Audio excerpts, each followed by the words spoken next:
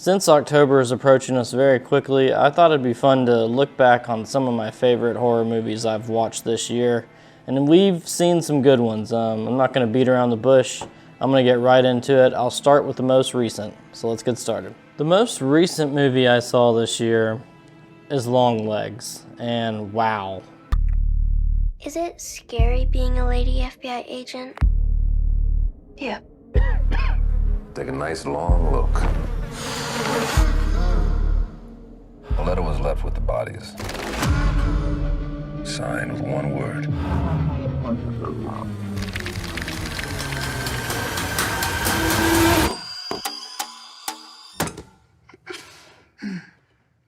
What can I say that already hasn't been said about this movie? If you haven't seen it, make sure you either pre-order it or just find a way to watch it once it comes out. It will be releasing on Blu-ray, 4K, DVD, all that good stuff soon. I'm about to pre-order my copy. But man, there was a lot of hype surrounding the release of this movie. They did a great job of kind of like keeping things kind of vague and not putting too much out there before this movie came out. And then once the movie did come out, I didn't see it premiere weekend, but I went and saw this one by myself, which was an experience in itself. I did that twice this year, actually, and really enjoyed it. A lot of people have like anxiety about going to the movie theater by themselves, but I used to feel that way, but honestly, it's kind of enjoyable now. But anyways, Nicolas Cage absolutely stole the show with this movie. He's so creepy, so strange, so bizarre, and I've never really watched a movie like this. It's shot very interestingly as well. Like each scene kind of makes you feel like something's happening in the background or something's about to jump out. So it kind of keeps you on edge.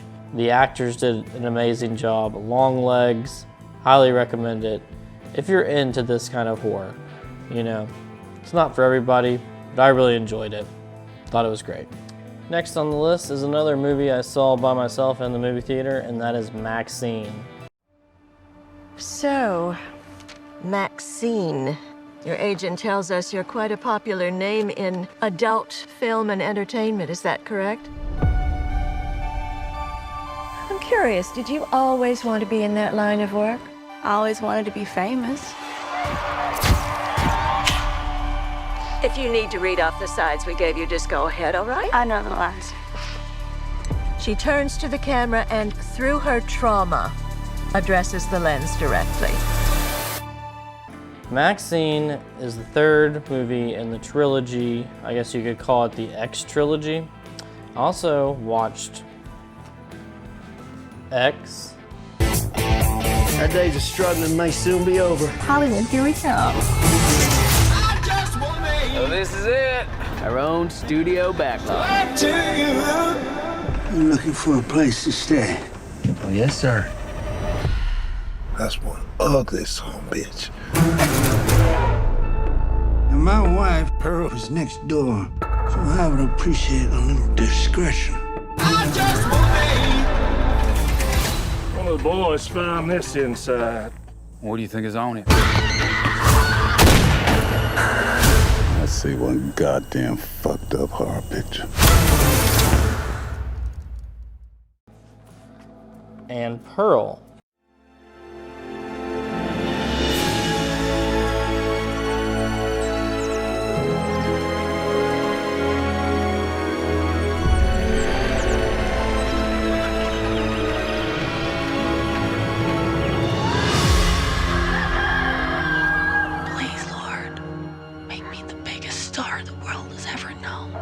So that I'll make it far, far away from this place. Caring for your family during these times is admirable. But you only get one take at this life. If only they would just die. Pardon? Nothing. All for the first time this year, so I kind of want to talk about this series as a whole. Because as a horror fan, I think these type of movies, the style that Ty West is going for is my cup of tea. If you're looking for movies that are extremely gory and kind of over the top in that sense, almost like a Terrifier, this stuff, it probably isn't going to be for you. But if you're looking for something that has a little more personality, also unique settings in terms of time and space. They started filming these movies during COVID, and basically Pearl and X, I don't know which one you could really say that comes first in the actual trilogy. And the way I look at it, I would watch X, and then I would watch Pearl, and then I would watch Maxine. That's the order I would go about it. If I had to rank the three, X would still be my favorite out of the trilogy. And then probably, it's really tough between Pearl and Maxine. I want to be honest, I think it's Pearl and then Maxine. Yeah, I like Maxine, but I think my expectations were a little too high. And I don't know what those expectations quite were, but I thought Mia Goth, in terms of what she did in the first two films, kind of, I don't know. She didn't have that like wow moment like she did in the first two movies, especially in Pearl with her monologue at the table at the end. If you haven't watched Pearl, go watch that movie. And X. X, I think, has the most fun. Like, the characters are fun. The story's very engaging, intriguing, keeps you entertained throughout. But I love this series as a whole. Thought Maxine was a lot of fun. I like the 80s theme.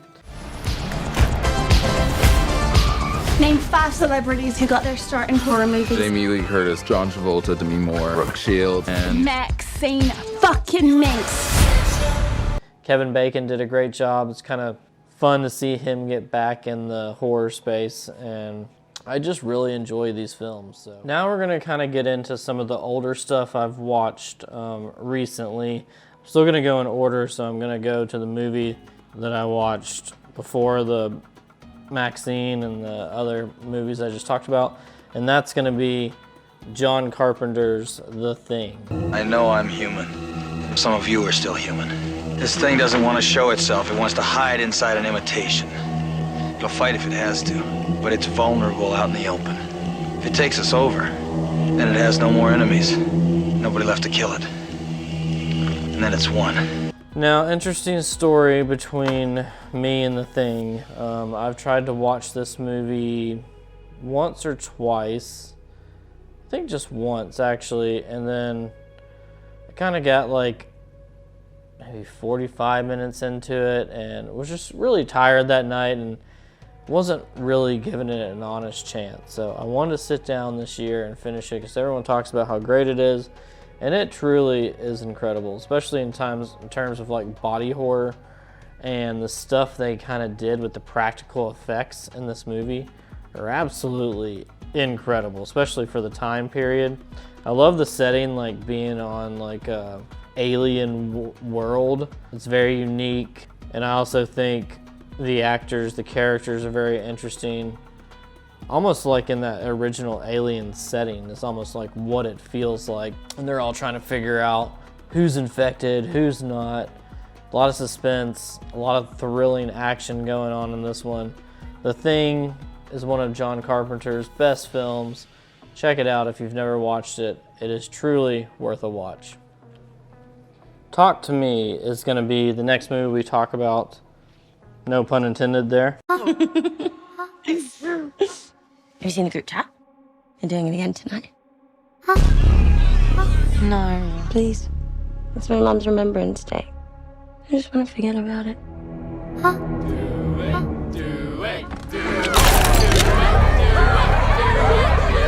Who's up? I'll do it. Cannot go for more than 90 seconds. Am I clear? What happens after 90 seconds?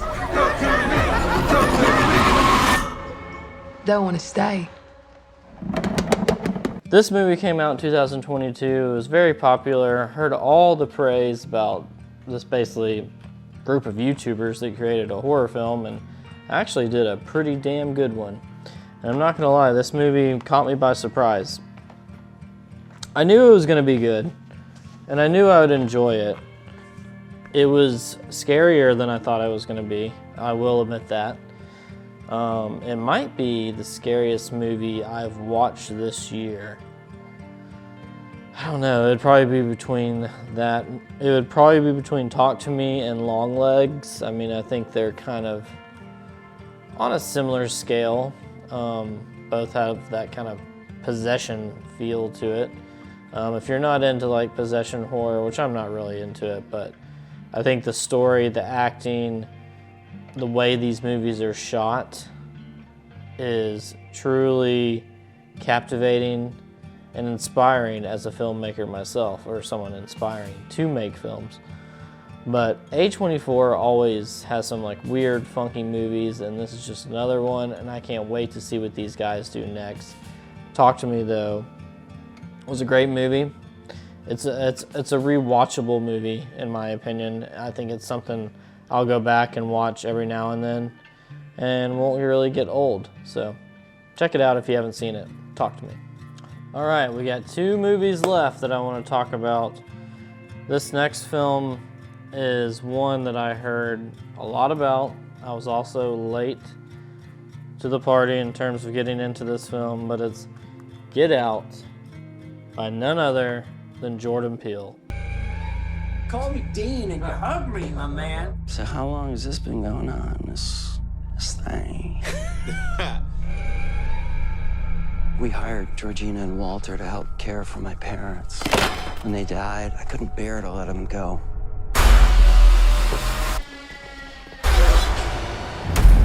Do you smoke in front of my daughter? I'm gonna quit. She'd take care of that for you. How? Hypnosis. I'm good, actually. I was always a fan of his comedy, but damn, can he make a good horror film? Because this one had a great twist to it. I thought a lot of these actors did a hell of a job. Incredible cinematography. I love the way it's shot and the color grading with it. And not to mention, I thought the story itself was, I don't want to say like predictable in one sense, but you can kind of see where things are kind of heading in a certain way, but never to the scale that they actually are. There's always going to be something that a little bit out of your grasp, and that's kind of like what's going on with these characters too. The main character, you know, is kind of being dragged around in this movie a little bit and put into some hairy situations, and I just had a lot of fun with it. It was one of those movies that kind of stayed with you too. You know, when a horror film is that good where it kind of like lingers for a few days and you can't really think about too much else. I mean, that's how I felt after I watched Get Out, Talk to Me, and Longlegs.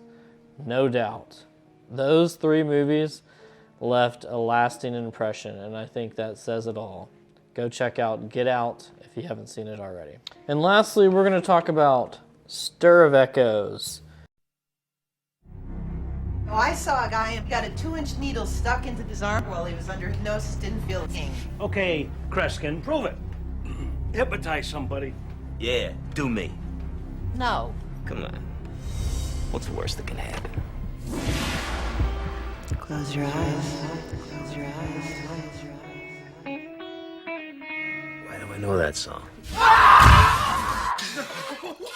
Are you okay? What the hell did she do to me? Not a lot of people know about this film, really. I didn't know about it until this year when I heard another YouTuber recommend it, and it's got Kevin Bacon in it. It's more of kind of like a psychological thriller with some horror aspects to it, but I still consider it a horror film. Basically, he gets hypnotized, and he's seeing ghosts and things of that nature, and crazy stuff going on, and he's trying to piece it all together. Kevin Bacon. A lot of the characters were very interesting. I didn't know who a lot of these actors were, and they did a hell of a job. It was entertaining, has some good comedy relief to it, and just a fun one to kind of experience. It's got a very old school vibe to it too. You know, it definitely feels like early 2000s, and horror films from that era are very special to me, and I thought this one was just a lot of fun. If you're looking for something that's not exactly, I don't know, if you're not into like slashers and those kind of like traditional types of horror, I think Stir of Echoes would be like a good starting point for someone that's kind of like trying to get into the genre and doesn't like stuff that's too scary. I think Stir of Echoes would be a good choice for you. So I had to add it to the list because it's just a fun one. I appreciate you joining today, and I hope you enjoyed this video. I hope you've seen some good scary movies this year, and I hope you're going to watch some in October as well. I actually have a little fun thing I have planned out. It's kind of like the 31 days of Halloween, except I'm not going to watch a horror film every day of October, but I'm going to pick out some fun ones based off of like a calendar template you can find online, and I think it'll be fun to kind of document it and kind of review them and rate them for you guys. So got some fun stuff coming up. Stick around. Hope you enjoyed this video. Comment down below what you've been watching, and hope to see you next time. Stay blessed, my friends.